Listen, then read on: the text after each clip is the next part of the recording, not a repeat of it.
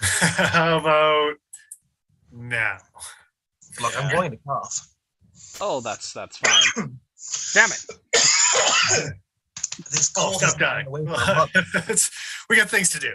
Dying's not one of them. We need 3 people in this conversation. That's fair. What if I'm just like a body? That's less than ideal. Yeah. You can be somebody, Paul. I can be a... You could be a hero. Just for one day. Okay. You could be a somebody, is what I was going to say. Oh. You didn't hear it because you were still dying. I can be your hero, baby.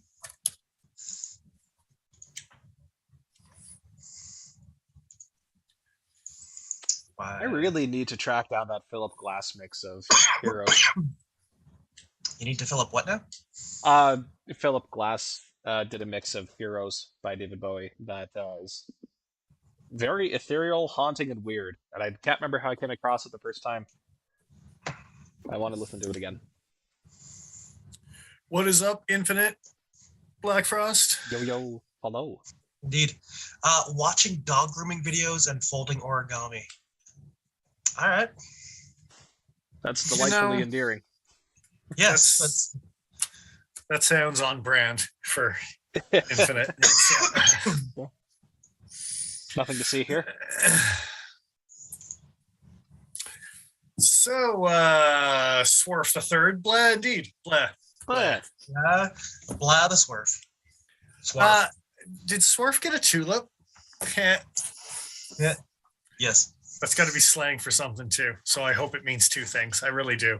I'm sure it must. It can absolutely be 2 things. It's got to be 2 things. If I was a betting man.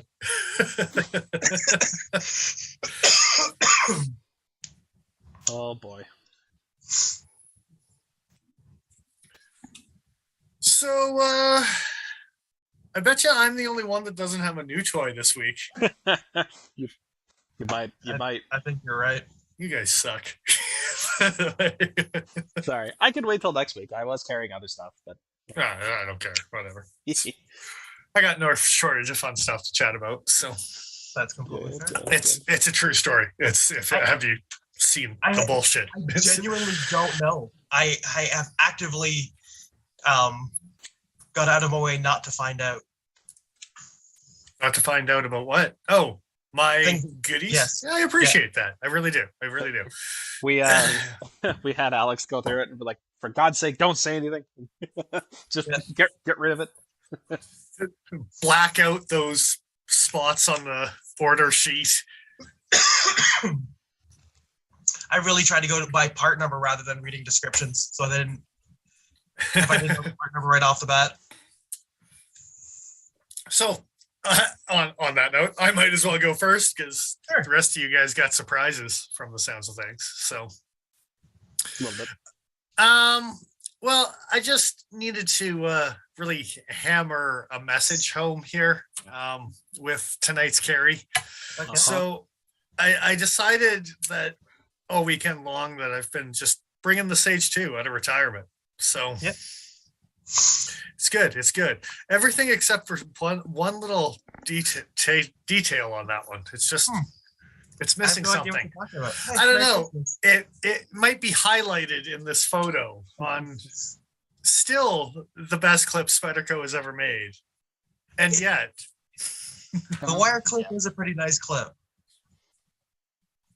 But I mean, yeah, that's right. Think about it. It definitely sounds like I need to get myself a Sage 2 is what I'm hearing. You have continued to misunderstand my message, sir. Willful. And so the hammer will not be put down next week, probably either. That's fair. I'll drag a Cali 3 out with a wire clip, just like, or this one. It's still nicer than your goddamn Sage one. Look, you still have your original wire clip on your Cali. If anyone's going to get a replacement for their Cali wire clip, it should be me. To be fair,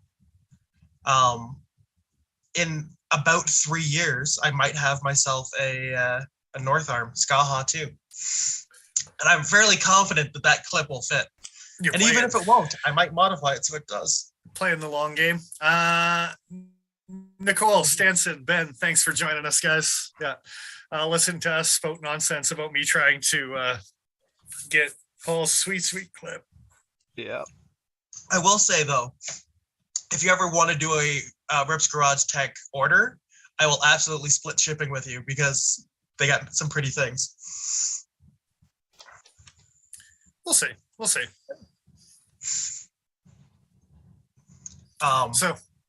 I guess I could go next based off of that.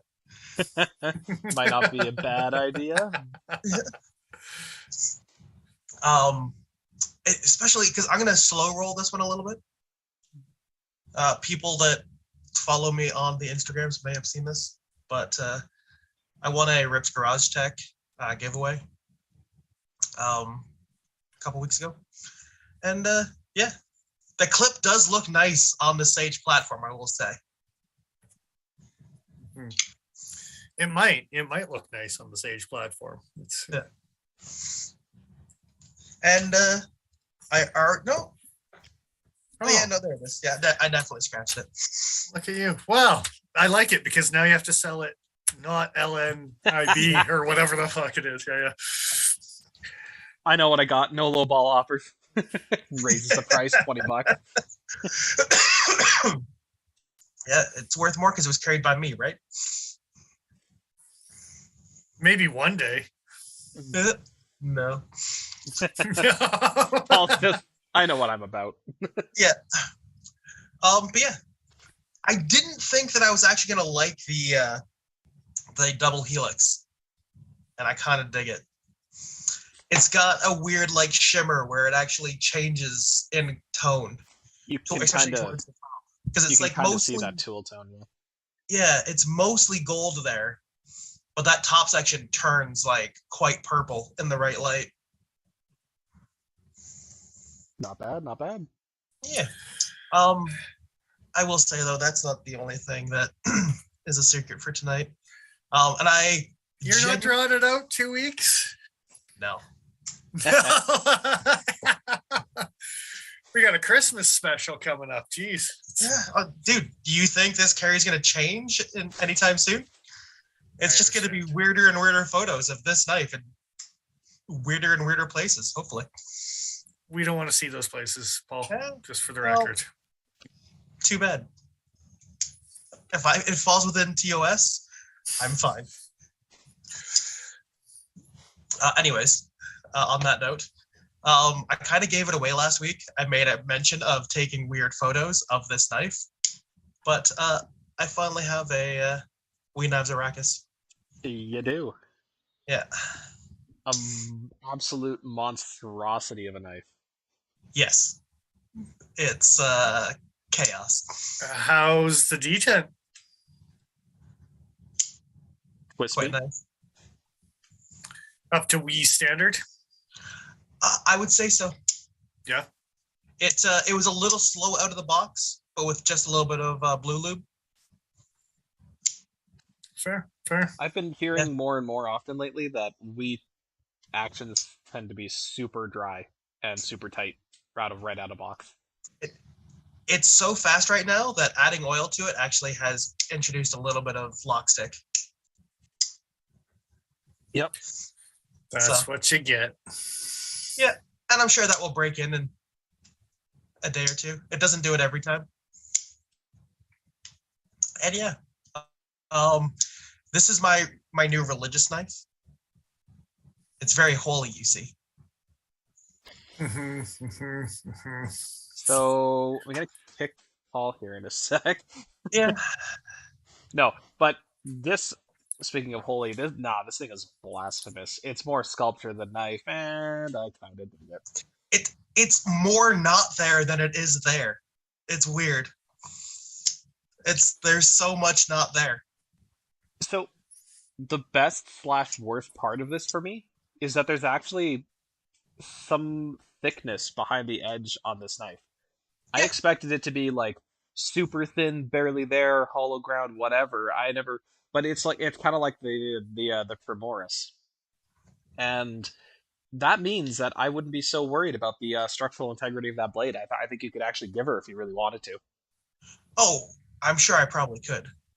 I Not have that you would, given the... no intentions of it, but who knows? I'll have you a sword fight and get your Pleroma out and get your Arrakis. Yeah. I got some reach on you. Not Do much. you? Do you? It's kind of The blade. I'm picking up what you're putting down. Sorry.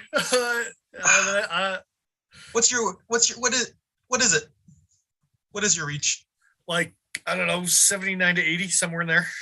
Okay. I'm a beast. Yeah. I got monkey arms. It's longer than they should be. One of those guys that can scratch his ankle without bending over. Indeed, I can. You just bend up. Come on, man. Yes. You just lift the leg. I get you. You just bend up, you know. You know. Learn to bend up. Yeah. Well, the astute out there might notice a little wad of something kind of towards the back end of this knife. Mm-hmm. I tried to keep it out of the photo, but a little bit peeks through. Just a bit, but you know, this is the type of knife I would want to make sure is quite glommed on there. Oh yeah, it's held in more than one place. You keep your gloms to yourself there. Well, I will not. Better than them falling off the side of the balcony. CPM, what is up? Hey, CPM. Hello. This thing is so light for its size.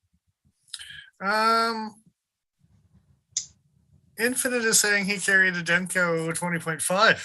Those are true stories? True stories. Of what flavor? The spice. What's the spice? I think you know. It's I'm one of two. Come on. The right spice. I know what the right one for me is. Oh, yeah. It's like it's Halloween. Are we talking Isham tonight? Not necessarily.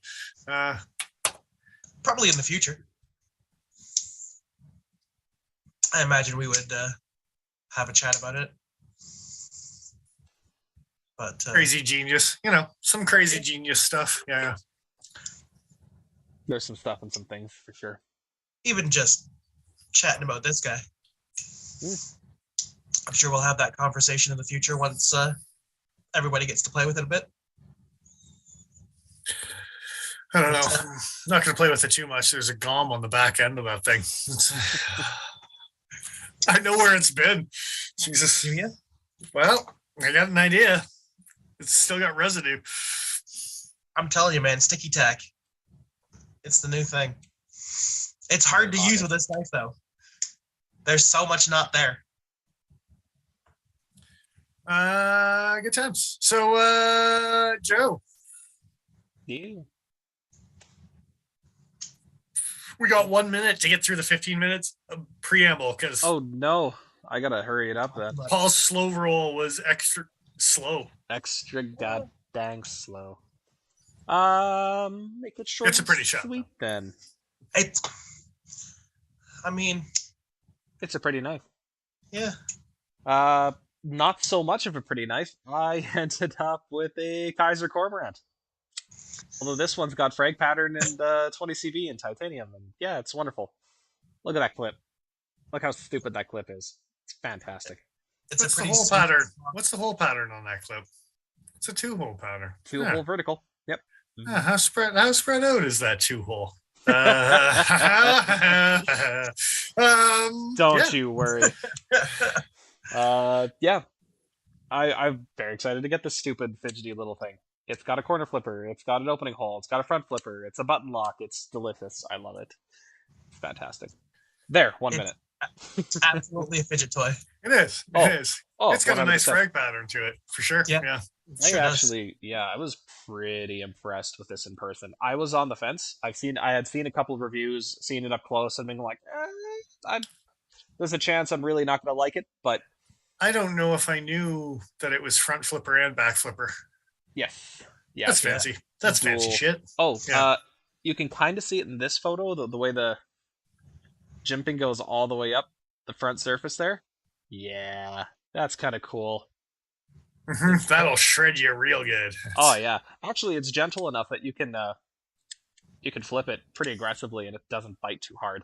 I imagine the button lock has a little bit of forgiveness when it comes to deployment. That's helping a little bit, and it doesn't stick nearly as high as it has in some other reviewers. I know Metal Complex in particular was talking about how high the button was relative to other things.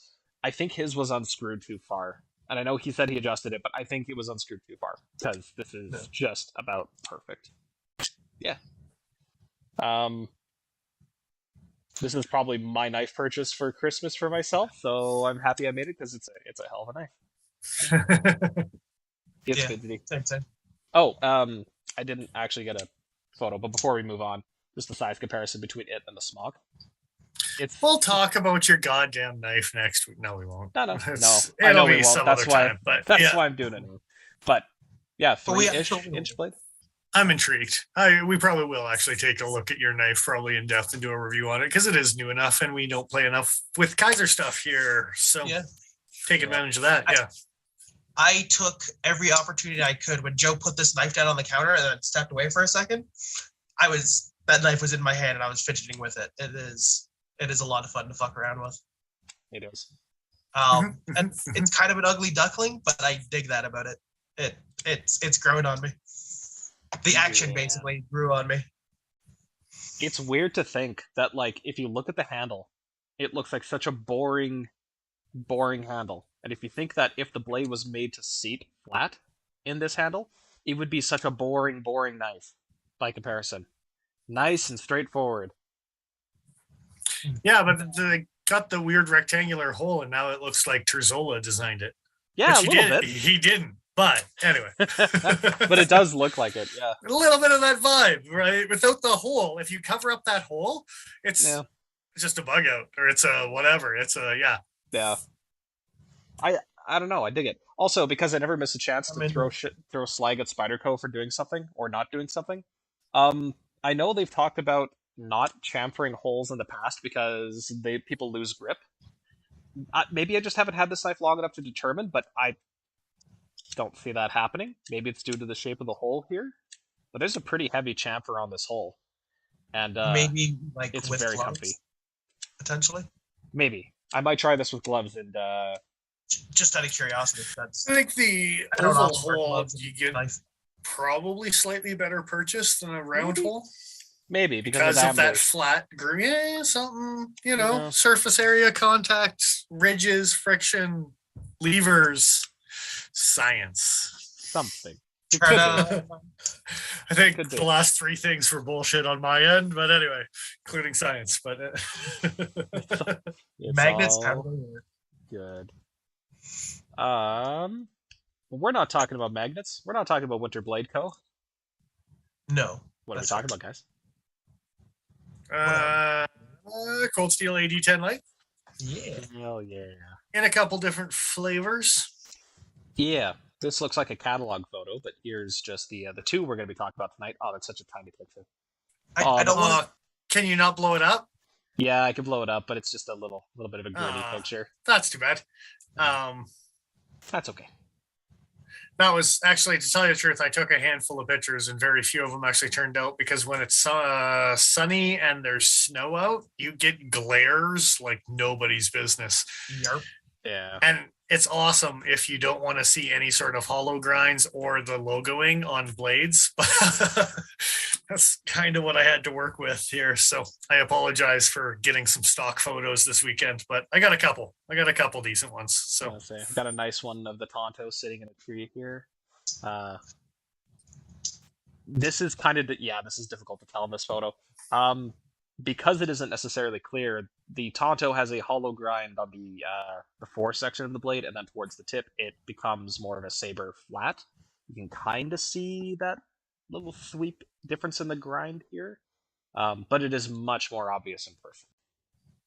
Anyway, it's almost standard ColdSteel. Like that's their grind when it comes to their Tontos in a lot of cases.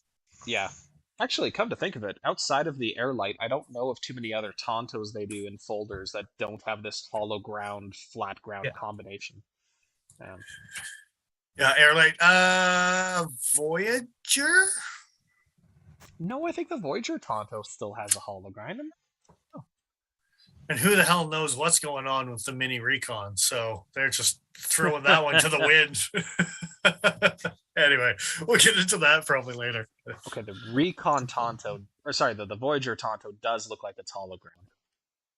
Oh yeah, I'll hazard a guess and say that it looks like. Yeah, it looks like a relatively safe guess. We should probably talk about if we're actually anyway about tonight. Yeah, the knife. Yeah.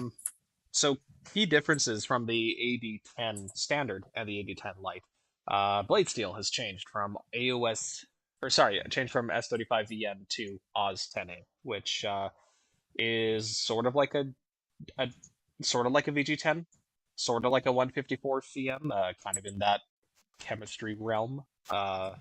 Seems to act about the same in most people's estimation. I have to say, today I actually, this morning before work, actually resharpened my tie light in Oz 10A, and it sharpened about as easily as VG10 from Spyderco, which is better than 154 CM from Benchmade in terms of ease of resharpening. Basically no burr when I was done. I was very impressed. Just a quick shout out, Dick Richards. What is up? Hello, hello. The other big difference between the lights and the standard is the handle material. So 2 changes here. On the original, the backspacer was aluminum, and on this version, it is polymer. And they moved away from G10 handles to polymer injection molded handles as well. And we did get a couple close-up photos of that. I will show the texture shortly. This is another one, Dennis. Waiting for that part. Yeah. So I think that's it for the differences. Still aluminum liners. Still the same overall profile size and pocket clip that comes with. Yeah. So you said still aluminum liners, right? Yes. Yeah. Okay. Brian Mooney, woo. So something we've briefly dabbled on is the issue with threading on aluminum with pocket clips. Now, just a heads up, don't over tighten, because over tightening can cause stripping on your aluminum liners, which is where the threads are. And then your screw, which is stainless steel and much harder, is just free spinning in a hole. There's no threads now, it's just a hole. Use Loctite and be gentle. Yes. Actually, that is probably the best advice that would go into adjusting pocket clips or body screws on this knife. Because if you do gently adjust things until they're tight, and there's Loctite in there, and once it's cured, any vibration, you shouldn't have to worry about it. It doesn't matter if it's completely like just gronked on, it'll still be fine. You don't have to overdo it. I know guys like to like to talk about the fact that, hey, threading titanium may not be the best thing. Stainless steel plugs would be better. Sure. Aluminum is much more legitimate concern. So definitely keep that in mind if you decide to get one of these or the full fat LIP S35. Yeah. So, interestingly enough, mild weight difference. Yeah. Would that be the GFN, GRN, GN? I don't know. Against the. I haven't actually disassembled this guy, so I don't know if there's like a hollow. I don't know if it looks like supported plastic where there's like hollow pockets on the inside or not, is basically what I'm saying. But even if it's just flat slabs, this guy's definitely made more lightweight because of the tangent handle material. So not light either way. 6.9 versus 6.4. Like, yeah. But tanky. it is a noticeable difference in hand, but it's still a chonker of a knife for sure. Ben has a fair question in chat. Okay. What's the pleather handle material?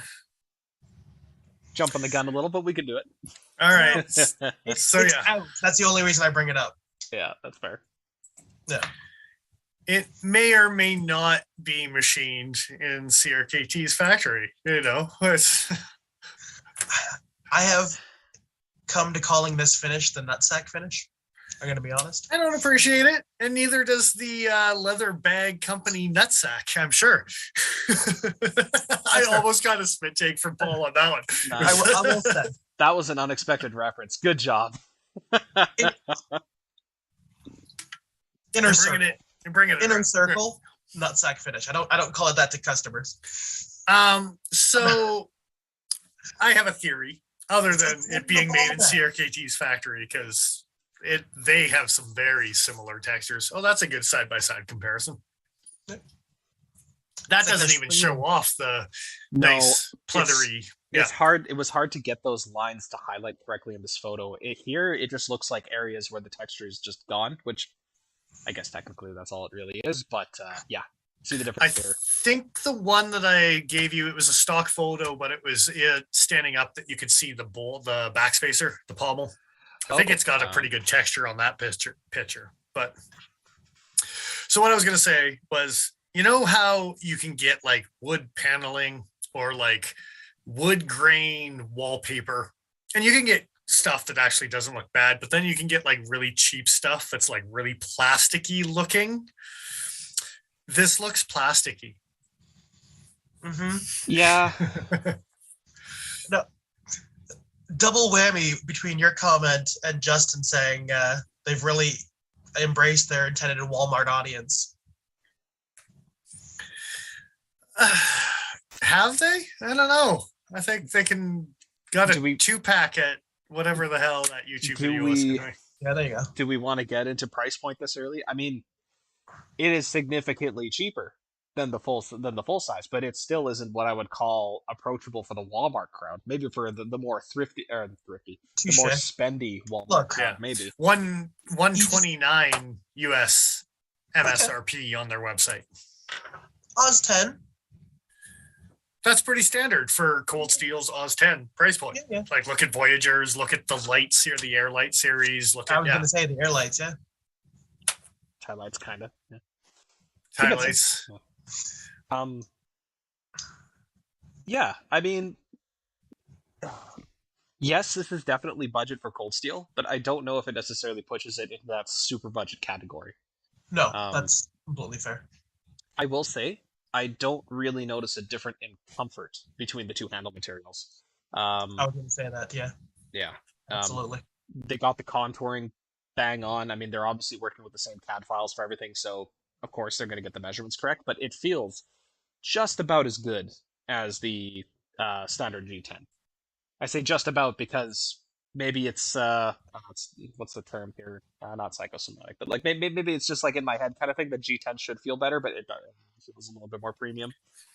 And again, with the texturing that they got, like if you're not looking at it, yeah, it might have enough ridges and rounding and contouring that you can get away with it, right? Some G10, because it's got a certain polish on it, kind of can get away with that, right? So you can't get away with that with a Recon or a American Lawman. You couldn't get away with making a plastic that same texture. Yeah. Ask CRKT about that too. It's Well, actually, I think you can ask ColdSteel about that as well. I was gonna say, I think we look at our history here. ColdSteel's another thing we got on our shelf, and I guess I don't know, the mini Recon and Tonto that we had with the Oz 10 and the injection molded handles that looked very much like G10.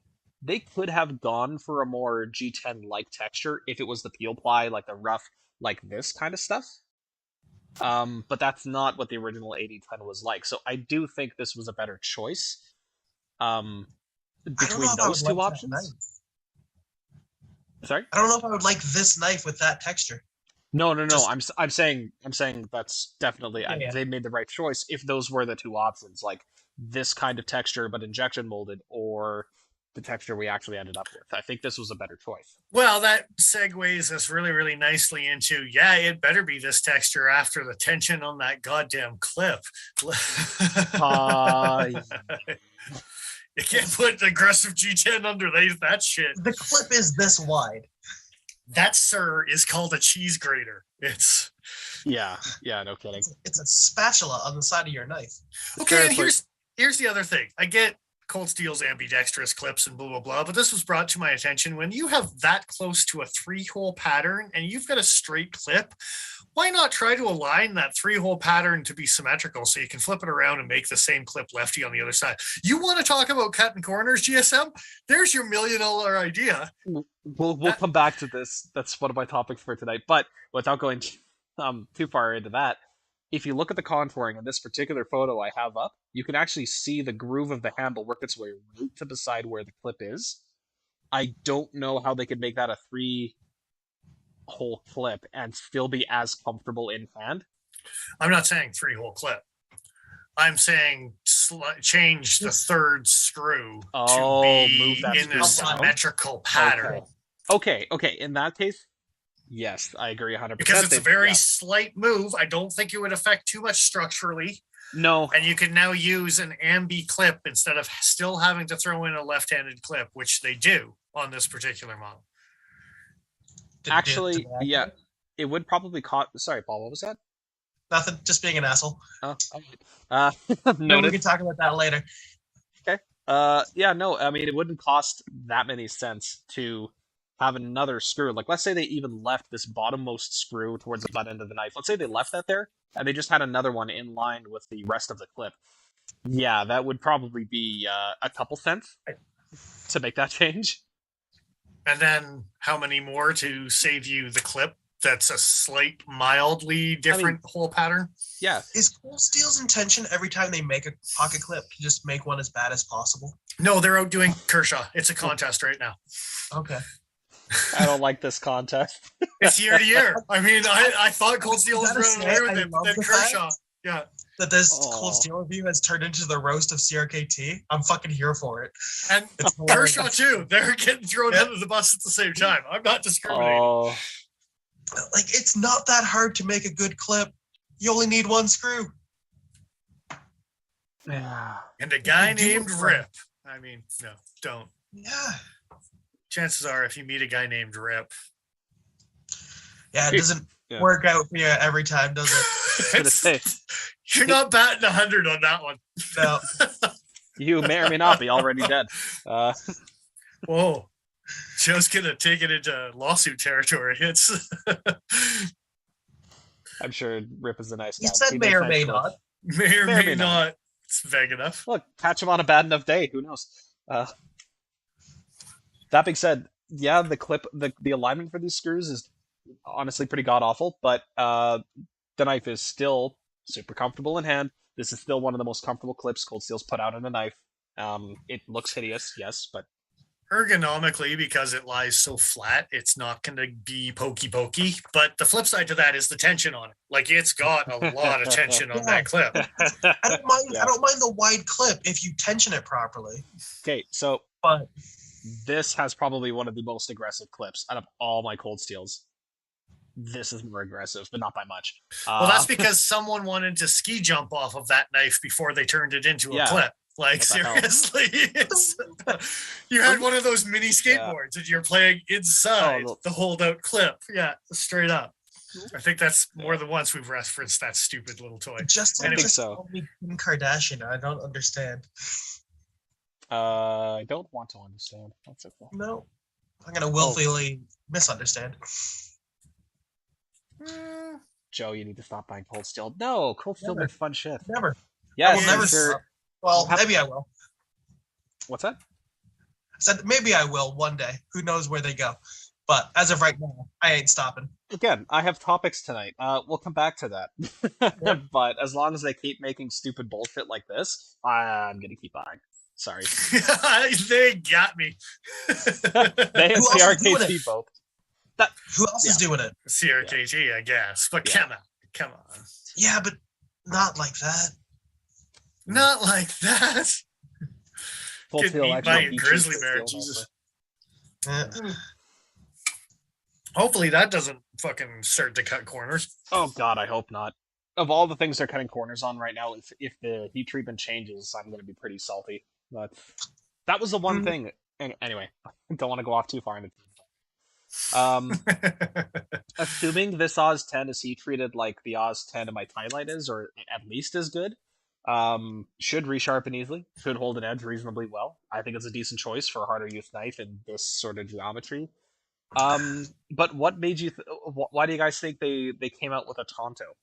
Because I gotta be honest, the Tonto looks fucking weird. Because ColdSteel. Sure. Yeah.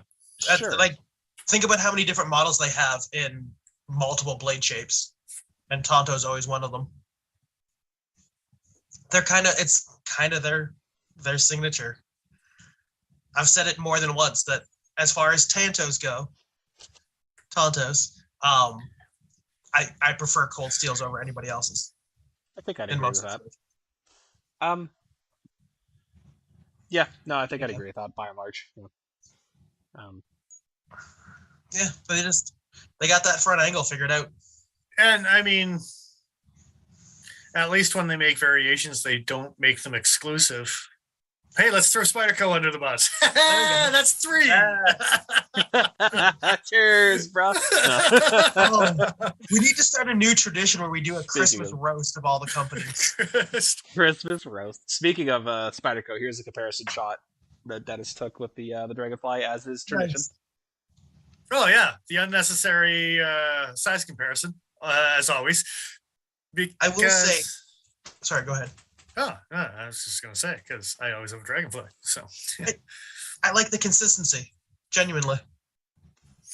I like the fact that it's always something you can compare against. I don't know how I feel about drop point Tantos, though. It is a little weird, and honestly, the spine of that Tonto is the thing that weirds me out the most about that particular knife. Yeah, that one just needs to be straight. And it's not so much that it has a hump kind of shape to it, but the fact that it you know what it is? It's the fact that they got rid of the swedge that was on the drop point version. Because the profile is pretty similar. Like, I don't think there's really all that much difference in the actual, like, sweep. Yeah, I imagine you're probably using the same blade stock, even. Yeah. One might say. Yeah. Yeah, just changing the angle on it. Absolutely. On the one hand, I don't know how I would feel if they had done a swedge on the back of the Tonto, but I kind of would have liked to have seen it, just because I don't think that's something they generally do. I don't know how. It just looks already weird. It looks a little weird. The other thing, and this is, I guess, probably the most legitimate criticism I have against this thing, if anything, at least in the Tonto's case. Do you see how shallow the height is on that hollow grind? Like, even if you compare to where it stops relative to the thumb stud on one model versus the other, it is considerably more forward. Mm-hmm. I know they do this generally for strengthening purposes, but I don't think there's even this much of a difference between, say, the Clip Point Recon 1 and the Tonto Recon 1. I think the grinds still end relatively at the same area. Yeah, I mean, again, they're trying to beat Spyderco. How shallow was that hollow grind on the PM2 Tonto compared to what a proper saber should be? They're like, yeah, we can do it better and give it to everyone. Is it deeper but narrower, or is it the same? Oh well, I mean, the edge thickness. The hollow grind is going to be obviously deeper than the. And this isn't a great picture to really show that grind on the flat guy here, but is it flat on the 80? The AD10 LITE is completely flat. I thought it was slightly hollowed. Sorry. No, it is completely flat. This is one of their generated images. I think it's not actually like a photograph, if I recall correctly. That's completely fair. I wonder. I think I grabbed a photo of the drop point here. I have discovered a love of hollow grinds recently, but I still kind of prefer a full flat, I think, in most cases. And I understand having a more steep hollow, if that even makes sense. You are going to end up with a stronger blade, and Tontos are generally seen as these things that you can really pound on, at least from ColdSteel. Yeah. No, don't pound on your Spyderco one. It's exclusive.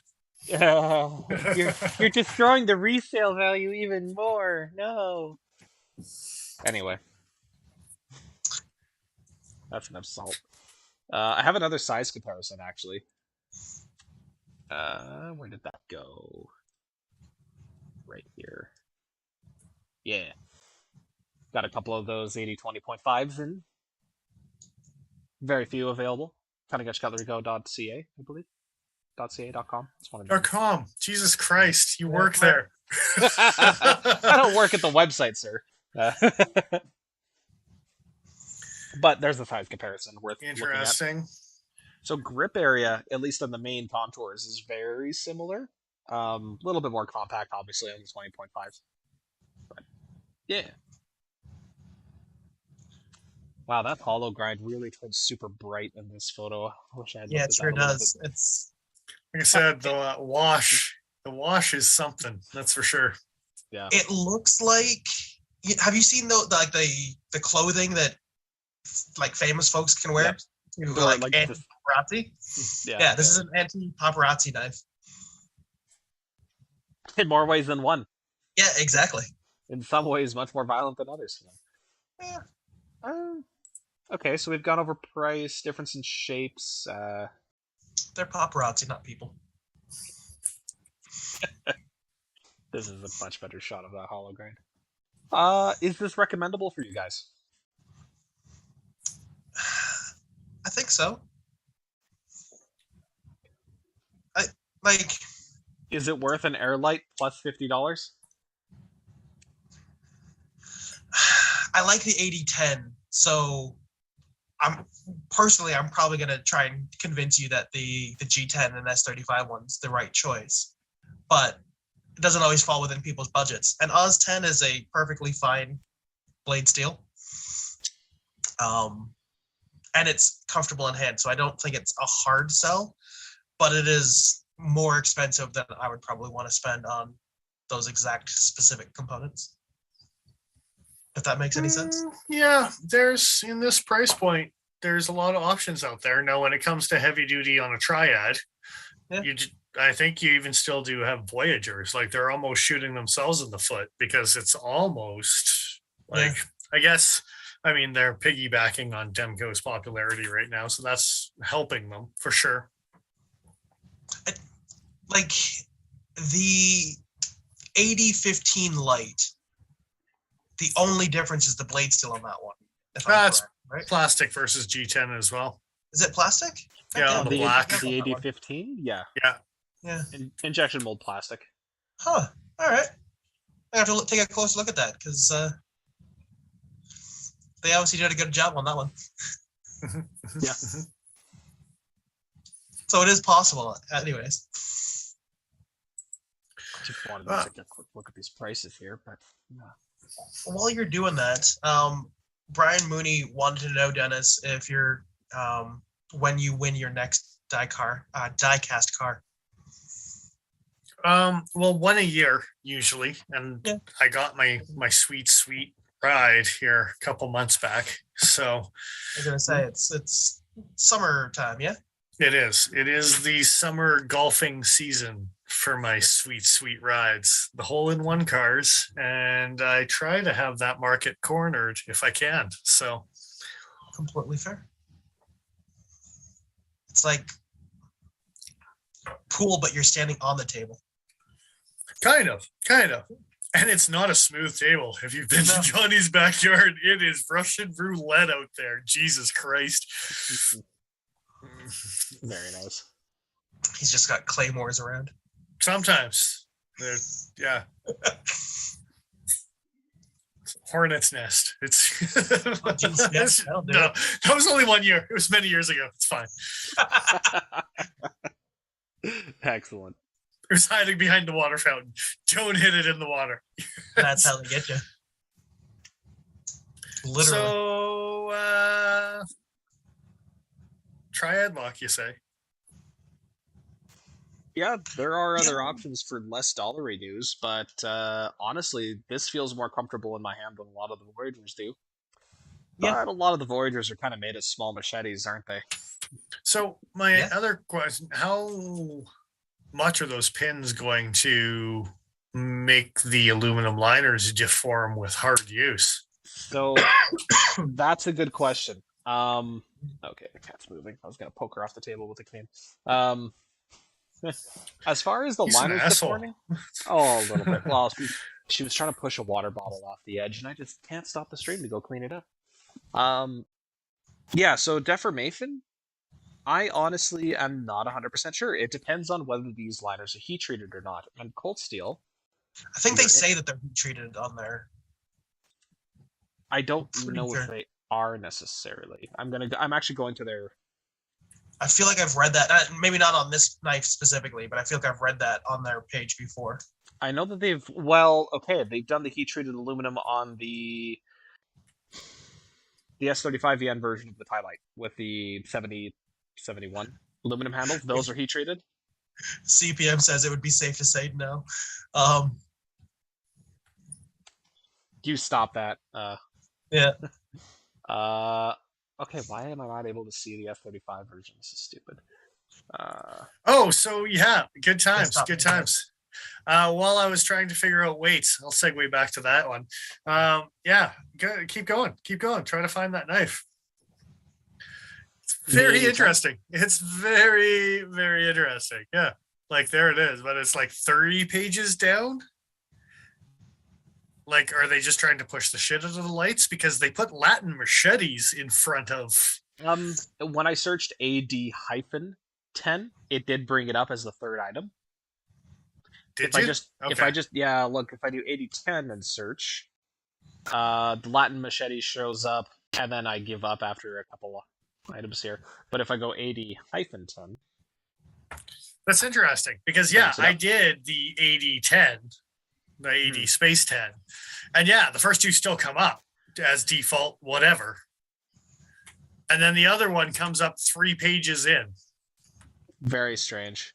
Yeah, that's... Okay, they don't actually say that these liners are heat treated. So, for those not aware, you can actually heat treat certain versions of aluminum. 6061 and 7071 or 772, I can't remember. Anyway, that type of aluminum you can actually heat treat. You can harden, I believe harden, temper it similar-ish to steel. I'm not 100% sure on the process. You can make it more impact resistant. Harder, tougher, less likely to deform. They are not saying that they're doing it with these liners, which isn't great. But it might be something you have to watch their videos for. It might have been something I heard them say rather than... Yeah. It'd be something we could get back to in the future if we find out. Yeah, potentially. What I would say is, with things like G10, you don't have to worry so much. Like, this doesn't have steel liners. Even my full size, with the 6-inch blade, there's no steel liners in this thing. Yeah. But in all the polymer models that I've looked at, and this is actually something I should have looked at. Actually, crap, now that I'm thinking about it.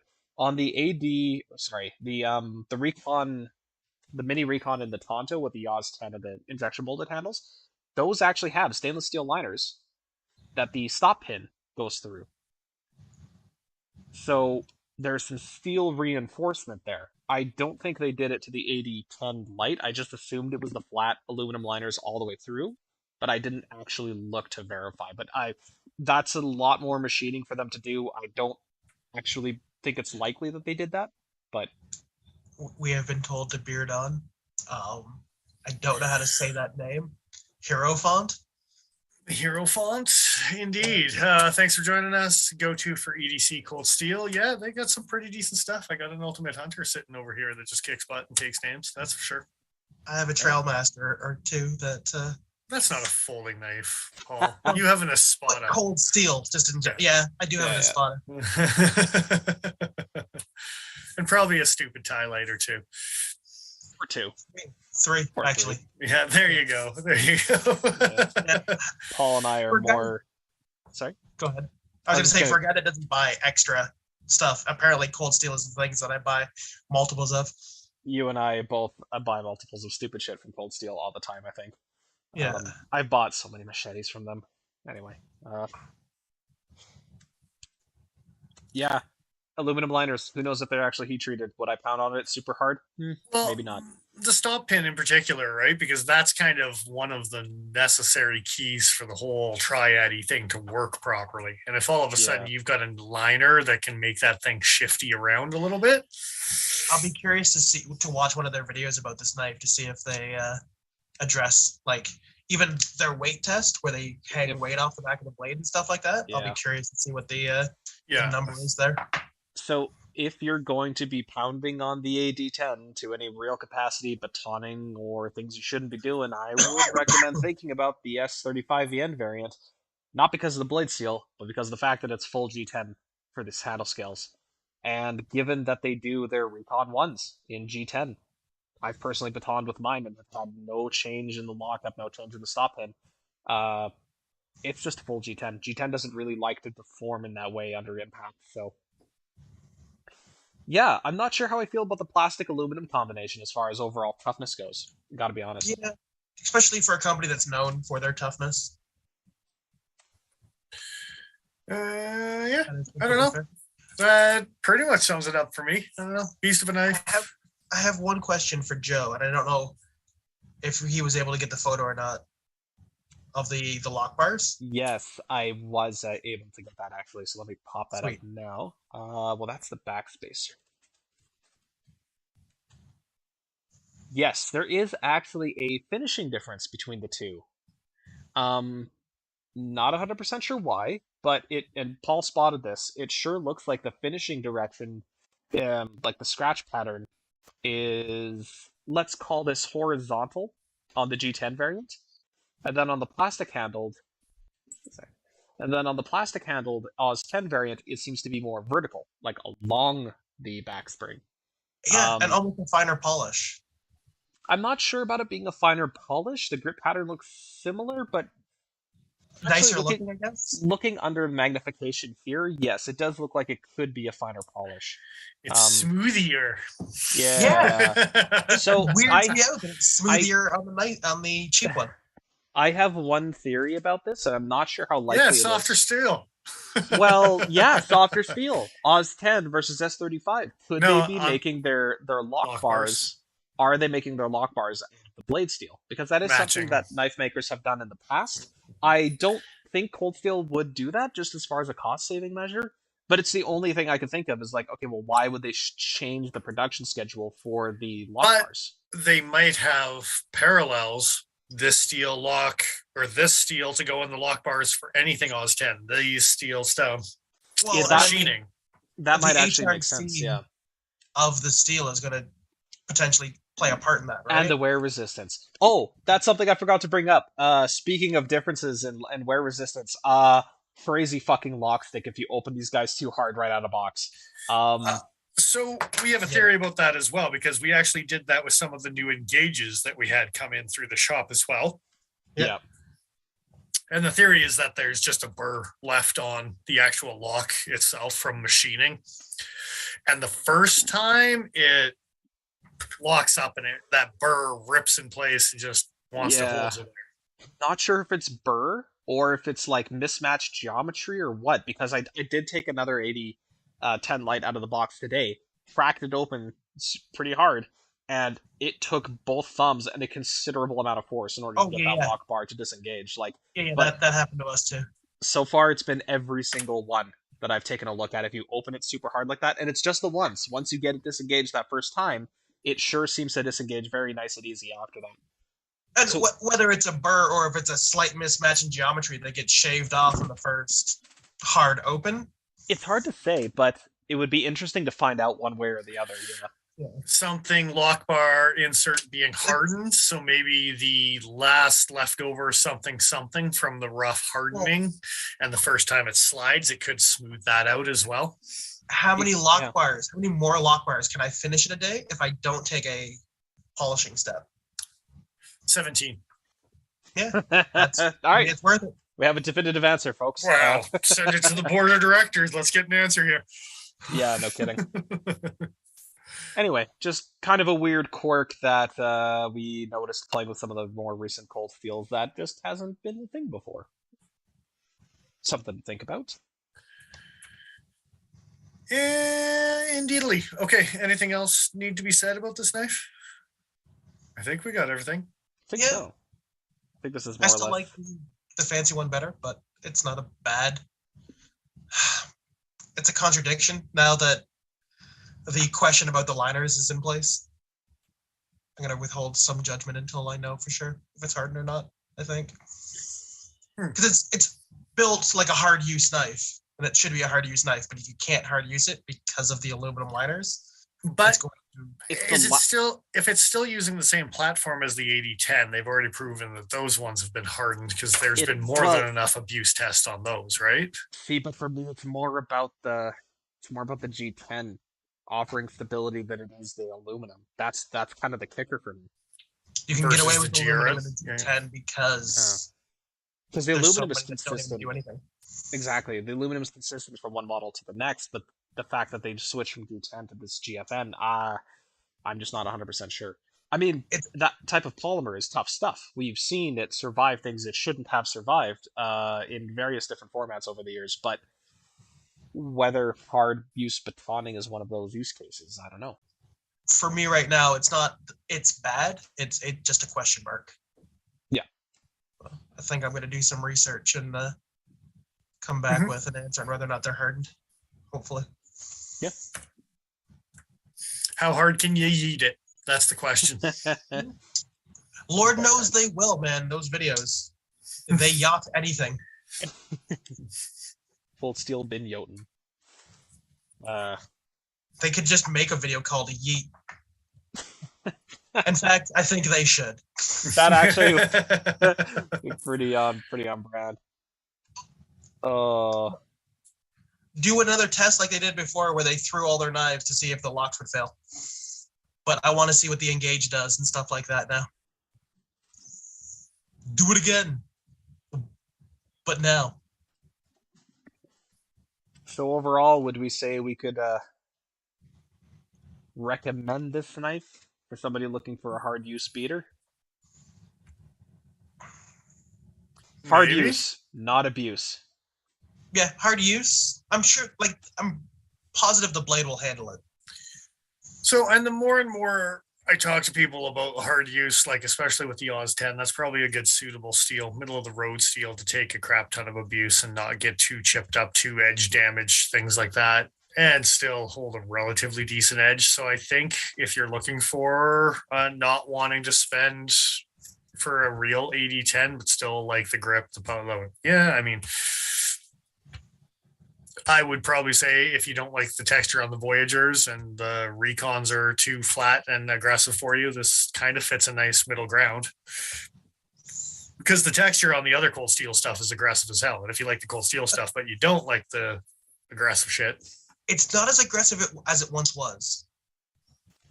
But it's still pretty more aggressive than this. Oh, yeah. The G10 you mean in the Recons. Yeah, 100%. Yeah. But the Voyagers are still as aggressive with those iron cross looking. 1,000%. Yeah. And I say, as in like just pocket shredder. Great in the hand, but damn. I'm sure great in a gloved hand with that texture. Yeah.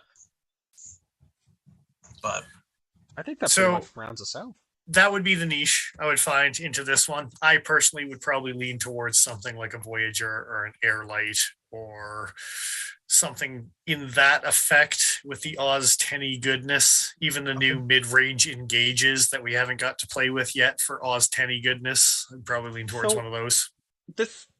I don't know if this is worth its own topic or not, but I noticed it. I'm sure we've talked about this before, mind you. But the midsize Engage comes in 3 different steel choices and 2 different handle choices in terms of materials. You get your S35 in the mid-range, your AD10, and your 4116 in between a G10 or an FRN or a GFN handle. Yes. I didn't realize there was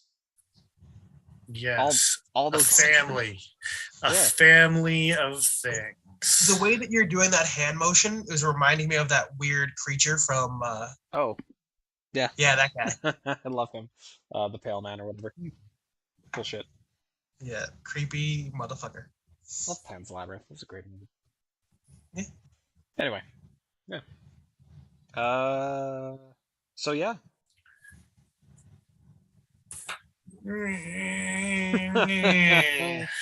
If I was flying a plane, it would land really nice and level, because meh. Yeah. That's fair. I think that guys really should pony up the extra money for the full size. Because honestly, to me, if you're not just buying this for the collection because it's new, or it's different, it's something I don't have, in which case you should save it for it anyway, get the full version. If you actually need a knife that's as robust as the full AD10 is, I wouldn't compromise by stepping down to the plastic handles. I would say you probably want the strength that the G10 would afford you. Just be a man and buy a 4MAX Scout. Yeah, quit fucking around already. What hard use? That's a beast of a knife. Holy shit. Yeah, that's absurd. So the other thing, and I'm just trying to quickly find it here as well, is GSM in now owning ColdSteel and these AD10 lights. GSM also recently acquiring SOG knives. What's that new? I'm just trying to find it, son of a bitch. I just thought about it. It looks exactly like this, son of a bitch. Big fat pot-bellied 400 stainless, yeah. Oh, and I harped on it to high hell. SOG knives. We'll go to their website and take a look. Give me a quick minute. This knife, the pocket clip on this knife makes me feel like it's intended to be used as a money clip and just dropped into the bottom of your pocket, but it's this fucking big. Yeah. I will be right back. I just got to run to the washroom. That's garbage. Timed breaks. Who do you think this is? Me? I'm mostly confused. I'm mostly confused. I'm trying to find that SOG knife that I was just talking about. That's completely fair. Because, yeah, all of a sudden I was like, hey, wait, they're both owned by GSM. They come out with these things at the same time. They come out with these, like, 400 stainless. What the hell were they? They were terrible. They came out last year after the company first took them over. And I was like, what the hell are you people doing right off the bat? That's never good. So that's, yeah, no, it's not. It's not. Just acquire Gerber and put your garbage over there. Yeah, I mean, put all your eggs in one basket. Seriously. So, and if anyone happens to know in the comment, because I'm doing a terrible job of finding that knife, I'll just in the washroom. So that's a good time. That's a good time. Maybe it's because no one wanted to post a picture of it online. Yeah. Apparently, CPM is having a like a relevation to himself. Elevation. Yeah, I only collect production knives from communist regimes. Well, you know, it could be worse. Question mark? Yeah, I was gonna say, does North Korea have a knife market? You know what? I don't want to know. Yeah. The worst part is some of the individual makers that get roped in. I know, who was it? The Scales, Aramis Scales, suffered big time for that type of stuff, where he was like, I have nothing to do with this. Hello, kitty. It's a kitty. Why are we talking about Aramis Scales? CPM realized that he only buys production knives from communist regimes. And we were talking about communist regimes. That's really fucking funny, but all right. I mean, I can't say much, but... And we were also killing some time so I could figure out that the SOG knife was called the Tellus, but with 2 L's. Oh, so not like the Canadian conglomerate. No. It's a whole other glom of something. Something's glomming, all right. The Tellus FLK? That's the folder, I guess. Okay. The Tellus Flop. Let's look at the olive drab, huh? Interesting that big pot-bellied folder is coming from GSM. Hey, but they know how to do a deep carry pocket clip on this guy, even though it's not deep carry at all. Hey, don't tell us where to put our deep carry pocket clip.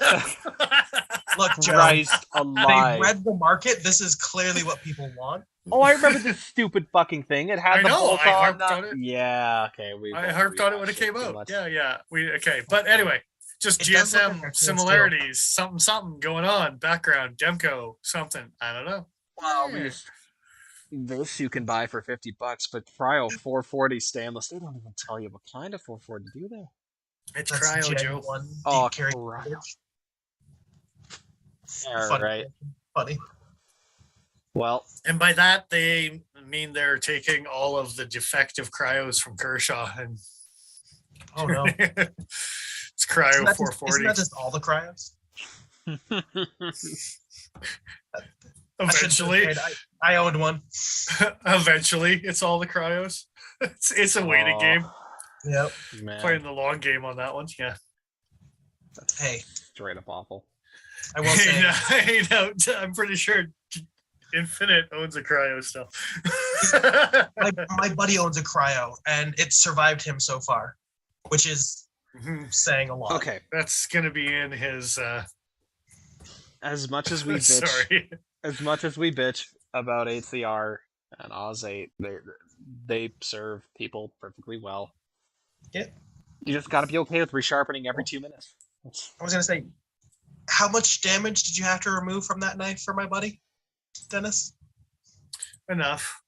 Yeah, Enough had to like damage, reprofile the tip. Something. I don't even But remember. I it blocked still it out of my exists. mind. It's, yeah. And I've seen the things that he does to knives, so the fact that it still exists is saying something. Yeah. Hey, it's tough and it's easy to sharpen. What else do you want?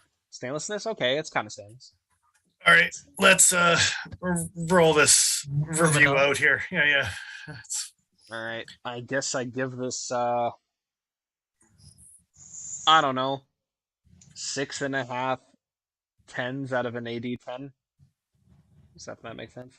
Yeah. I don't know. 6.5 tens out of an 80. Yeah. Okay. Well, Slightly better than average is what I'm hearing. It's 3.5 10 shy of a dozen, apparently. It's something like that. Yeah. it's a baker's dozen. Don't do math too hard on that one. Yeah. Pretty much. Not rehashing too hard. I feel like the original is such a better knife for what you would intend to use it for. And yeah, this is kind of cool, but like Paul even said, there's the 4MAX Scout.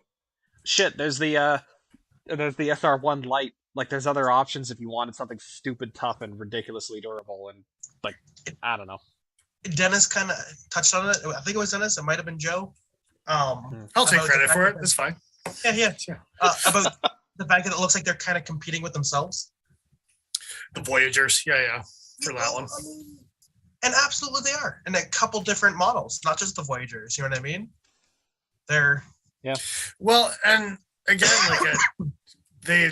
I think they're noticing this trend of variations keeping companies afloat right now. Yeah. We and Civivi are doing it fantastically. Spyderco is doing it fantastically right now. Yeah. Benchmade's playing the game a little bit, but not as hard in the paint as... I'm just thinking about the bug out, to be honest, is the only thing. Yeah, for sure. The bug out's in that family for sure. But yeah, I mean, hard into that. If you're just looking at even Spyderco's lightweight variations, Warncliffe variations, whatever else, yeah. It's exploded. And this seems to be just on the train of, hey, let's make another variation because we can probably get away with it and sell some other stuff where we wouldn't.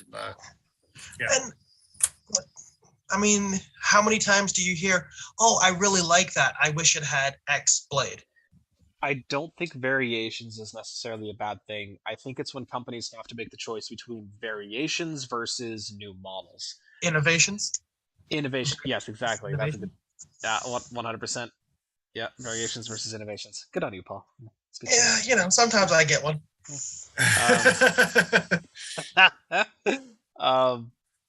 It's about I agree. Setting reasonable goals. I think if you wanted a lightweight variation of an AD, you should get the lightweight version of the AD15 because they use the same materials for everything except for the G10 and the blade, and the strength is more reliant on that lock bar, which doesn't change. Yeah, I think you're compromising less with that downgrade than you are with the AD10 downgrade.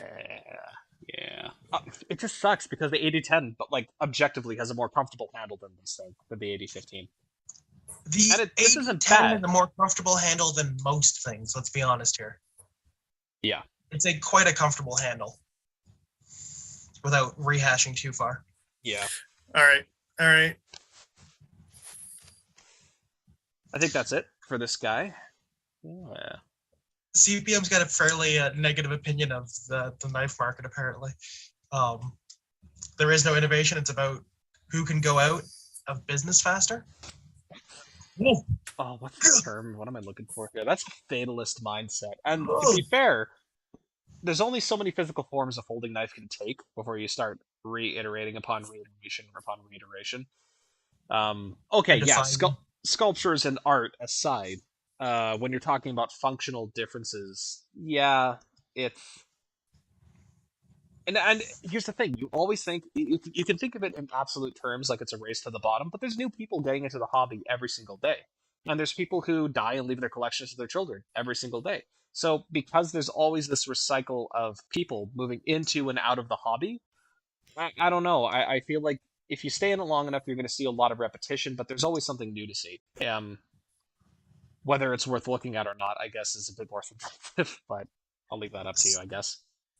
Completely fair. Sorry, I got distracted by Justin's comment in chat about Bark River hopefully going out of business, so we won't have to deal with the ugly. Sir,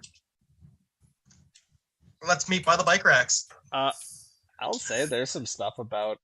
Anyway, okay, you know what? Yeah. That's if there's other things you want to complain about, sure, but they make pretty knives. They do, yes. Not everyone, but a lot of them. Aesthetically, their knives are quite nice looking. Ask me how many I've been nice to. Yeah. Yeah. Hey, when they get it right, they get it right. And very right. I don't think I've had one that's wrong. And if I have, I've sharpened it out soon enough that it didn't matter anymore. Learn how to sharpen convex. Come on. Yeah. Oh, wait. Was I flagging no one in particular there? That's awesome. I was going after no one. I went after CRKG, went after Kershaw, went after Spyderco. I'll go after Saw. I thought you were coming after me with that one. I hate sharpening convex. Sure. Why not? I'll come after you. I'll do it. None of you buggers are safe. For the record, I hate sharpening convex edges. Do it, but I hate it. I really don't like it. Anyway. Anyway. I had two kind of small-ish ColdSteel related topics to bring up tonight. It's beneficial that you both know about them, so I thought I may as well do it over stream, if you guys are cool with it. Yeah.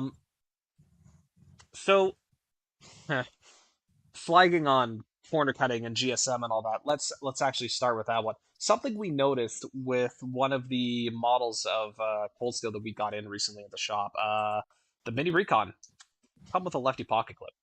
It sure as hell is still molded for a lefty pocket clip, but you don't get the spare in the box. Okay, before we get too far here, let's give a quick disclaimer on we do not know if this is a mistake on ColdSteel's part or if this let is him finish his topic. Yeah, see, here's the thing. Okay. We know that it actually was something that they stopped doing. Whether they were doing it on purpose or not, that is still a little unclear, but they knew for a fact that it was happening at the time of it occurring. There was a post on Blade Forums someone recently, and I'm going to bring this up now, talking about the whole lefty carry clip thing. Let's see if I can get that link copied. I don't think we need permissions to see this part of the website.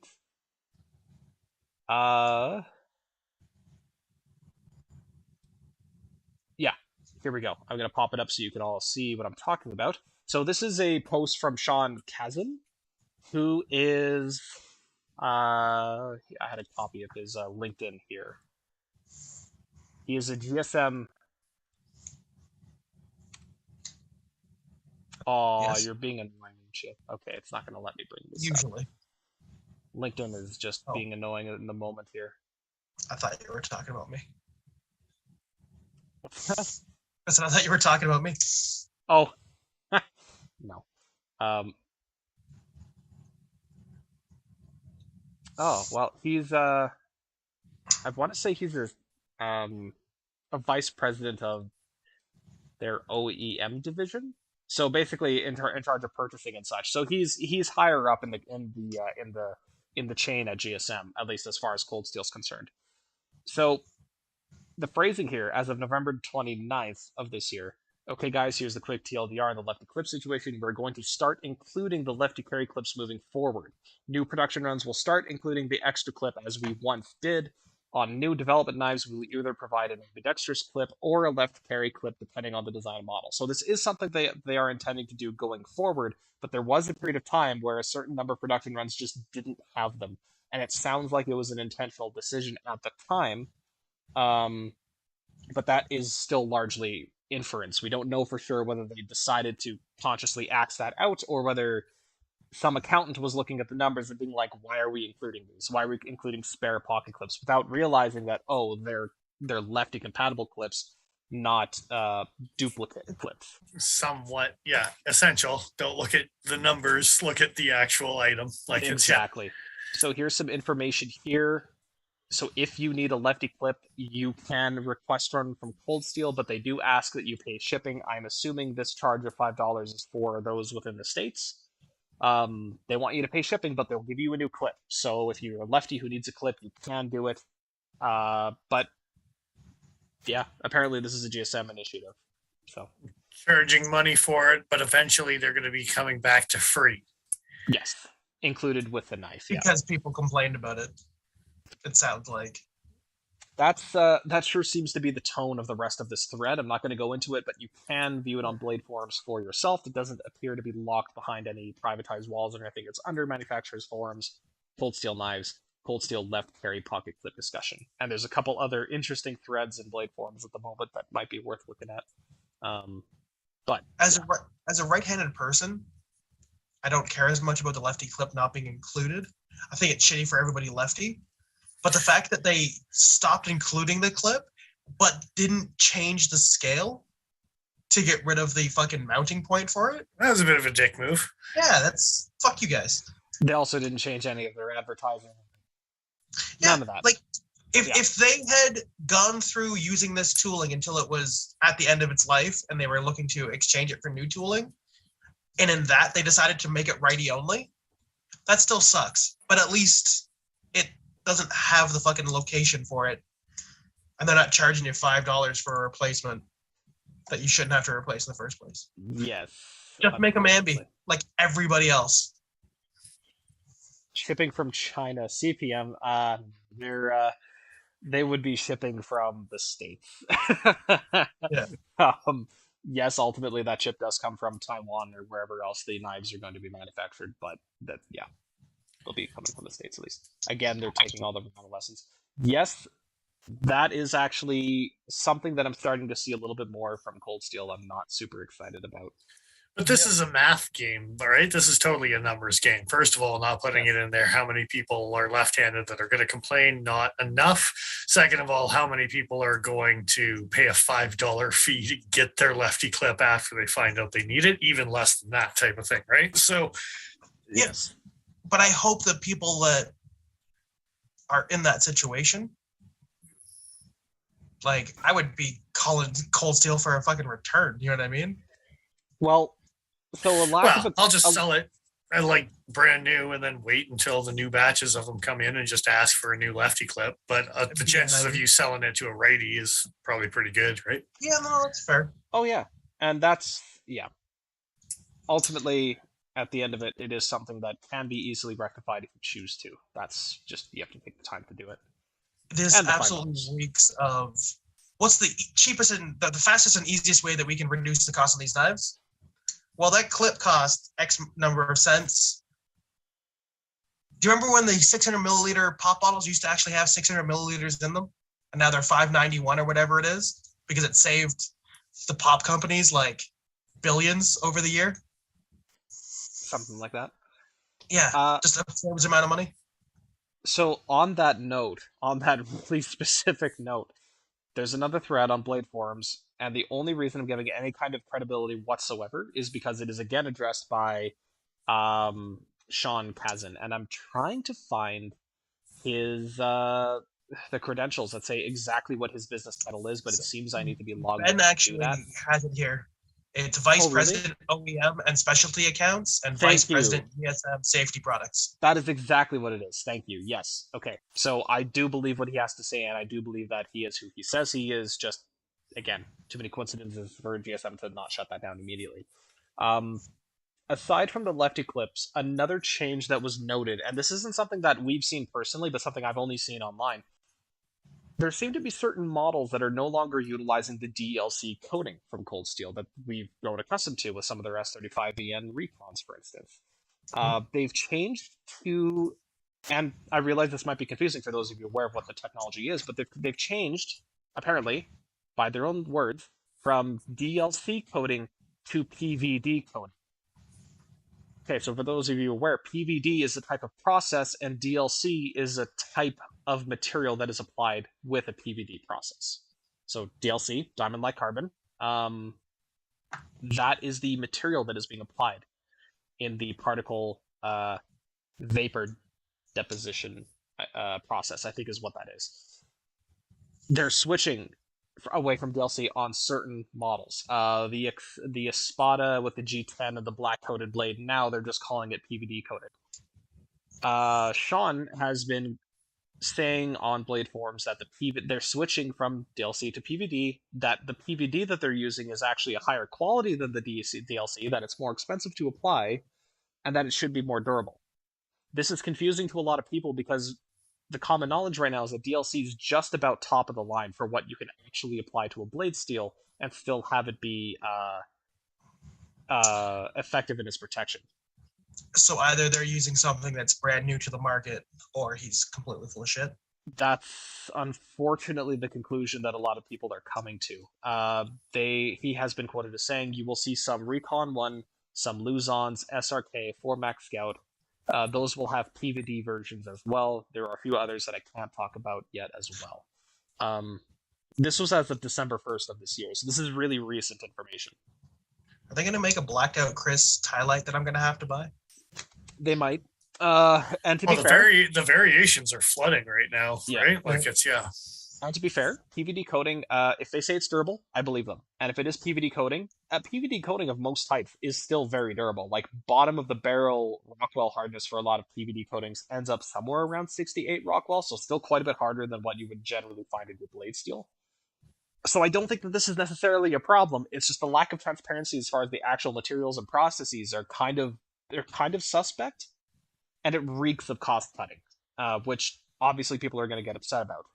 But I found it very interesting that he went out of his way to explain at least that much in a public forum.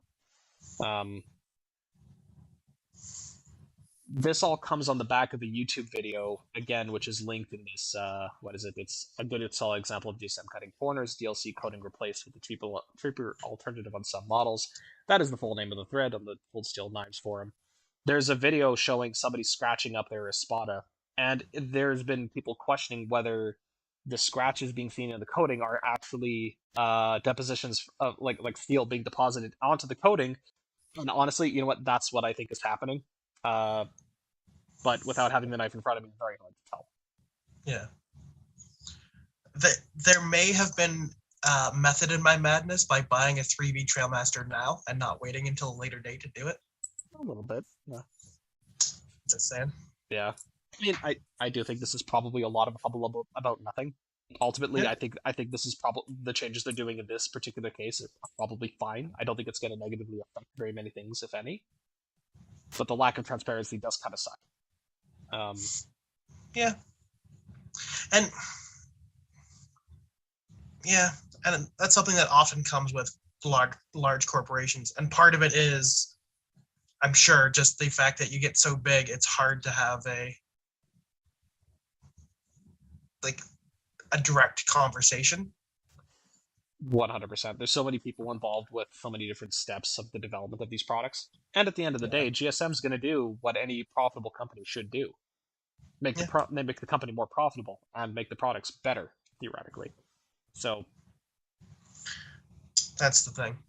It's one of those situations of, hey, we can make a quick buck today, and then we'll jump ship and go to a different company, and it's somebody else's problem. But here's the thing: it's like, if it is a PVD style coating, I don't think there's anything inherently wrong with that. Like, again, I feel like people are kind of losing focus on what actually is happening. I wasn't commenting specifically on the PVD so much as just a general just the cost trends as a whole. That trend. Well, it's a really good. Honestly, the flip side to all this, going back to the pocket clips, it's a really good thing to see that they're actually uh, going to be putting in lefty clips going forward, because that Yes. shows that they are listening to people bitch about the things that they don't like. It was enough that they were like, okay, we'll fix it. We'll fix it. If they don't get enough, then they'll probably try to get away with it, type of thing, right? Like, it's Exactly. So ultimately, this is both kind of a disappointing and a good situation, because it shows that they're willing to listen. That's a good takeaway. I've said it all the way along. I don't care if they make some cheaper stuff to find a different market, but I just don't want to lose the market that I like to that other market. Yeah, 100%. All right. Yeah. On that note, Yeah. I don't have anything else tonight.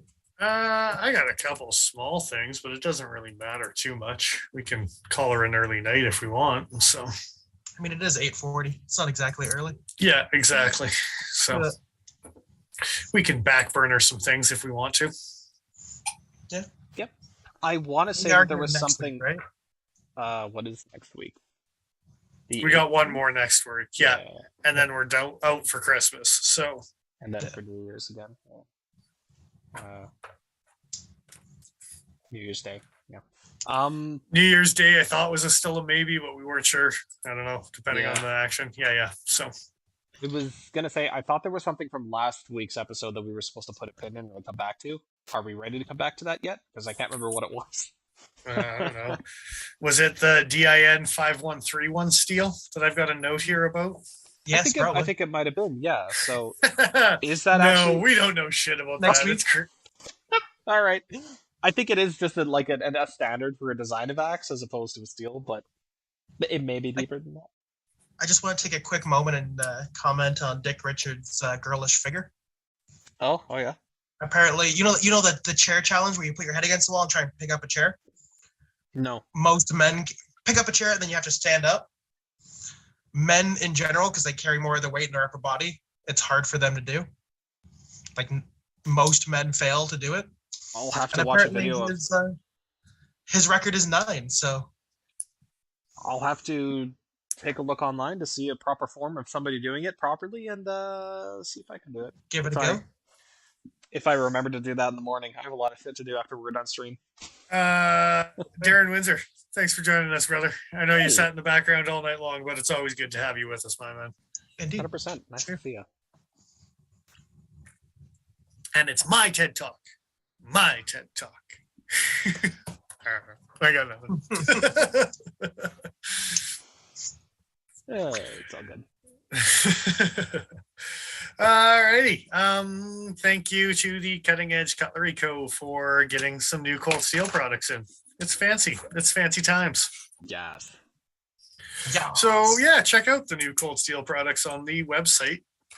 Go over there, check some stuff out. If you like it, buy it. There's other things, Look at them. like some Christmas picks from last week, Yeah. Some SRKs and SRK compacts. Compacties. I'd like that little knife. I should probably have one of those little knives. Oh, and I never heard what variation Infinite got for his sharks. Was it the shark's foot orange? Yeah. No. Black on black clippies? I think he went the black on black clippies. Yeah. All right, I guess you got to give it to him. The orange and black is really nice. I got to be honest with you. I really like the orange and black. I have 2 orange and black knives. I need a third one, and I think I need a third one. Look, I like punishing myself apparently, and this thing is more than a want. Hideous. Too funny. I love it. Too funny.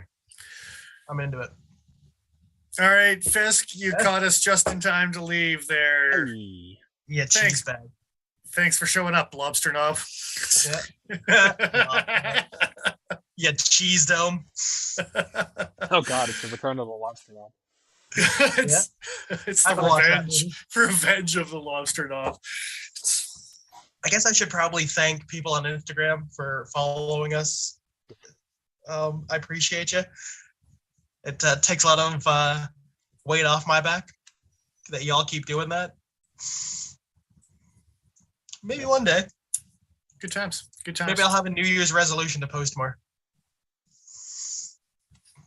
And thank you to everyone on Patreon. Continues to support us. We are going to give all of that back to you guys as a thank you for the few who continue to subscribe to us. Indeed. Whether you like the knife or not that we give to you, or thing, or item, whatever. It's stuff. Shh. You didn't hear me say that. Yeah, he's giving it away. That's right. Don't forget by Christmas next year. 2023. Yeah. You better remember now. Yeah. You better remember now. Because we won't. But in the future. That's mainly because we'll probably forget. So yeah, that's fair. Please remind us. Yeah. No, I think that's it. We got one more week before Christmas. So yeah, good times. We will see you all here again, same time next week. Thanks for joining us, everybody. The Eggy, the Lion Steel thing? No, it's too much money, man. Yeah, not yet. Yeah, we got some tactical on the Civivi tweezers for Joe. Yeah, exactly. That's exactly what I was about to say. We're still waiting for some tactical tweezers before we do the Eggy. So, yeah, again, thank you to everyone who's joined us. We will be back again here next week. I am who I am. I'm Dennis Vipers. I am the Iron Joe. And I'm XL.ca. Thanks again, everybody. Go buy yourselves a real AD10. Have a good night. I'm going to be drinking some Eggy Nog here pretty quick. On that time. Yeah. It's all spicy.